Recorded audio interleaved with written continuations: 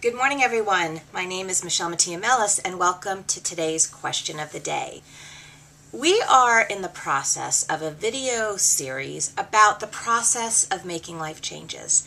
It's an exciting, amazing time of transformation and transition. In fact, as I said yesterday, we get so excited about that idea of change, and we think about words like life purpose and knowing that we have one and we just have to figure it out. And while all of this excitement is happening, when we're doing the work of self-discovery and self-evaluation and testing things out, things that we want to try, all of a sudden, fears, false evidence appearing real, blocks and obstacles will show up. Oftentimes, we don't even realize that there have been certain things that are blocking us because we've pushed them down or we thought that we were over it. Something that could have even happened in your childhood. Things come up. And I must say, they come up when they're supposed to. They come up when they are ready to be healed or they're ready to be worked on in some manner.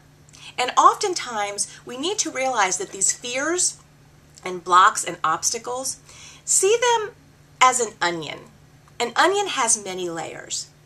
And as you are working through these fears, blocks, and obstacles, you might think that, great, I've got it, I figured it out, it's done, I will never see this again.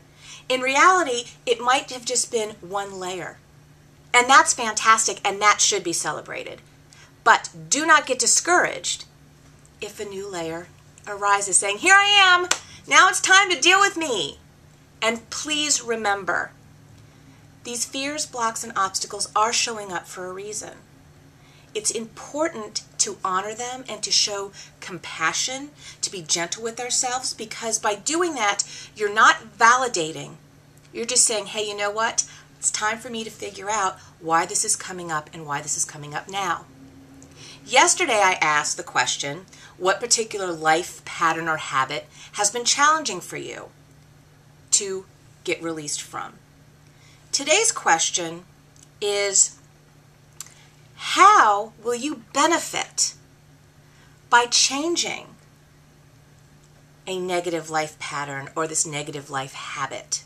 Now, many of you might be thinking, Michele, come on, that's the easiest question in the world. I'll be happier. I'll be healthier.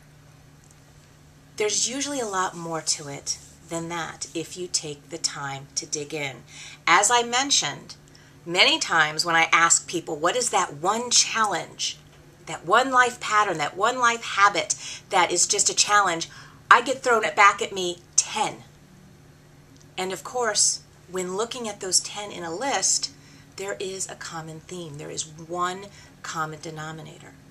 So, when you're considering this question, what or how will changing, releasing, working through this challenging life pattern or challenging habit benefit you? Write this stuff down. For example, if there's a challenging habit of yours is smoking, sure, the easiest answer is, well, I'm healthier. But what does that mean by healthier? It means you're going to breathe easier. Maybe you're going to actually regain that sense of smell. You'll be able to smell food again. How about the money you will save? And that money can be put into a savings account, or that money is going toward the purchase of a home. Do you see where I'm getting with that? Be very specific, because what ends up happening is when you start listing all of these benefits and really get into it, you're going to see how those benefits are directly aligned with the divine idea, the divine dream, the divine plan, project, goal that you are trying to realize. So, the process of making life changes. Embrace this. Be gentle with yourself. And stay tuned for tomorrow's question of the day. Take care. Bye-bye.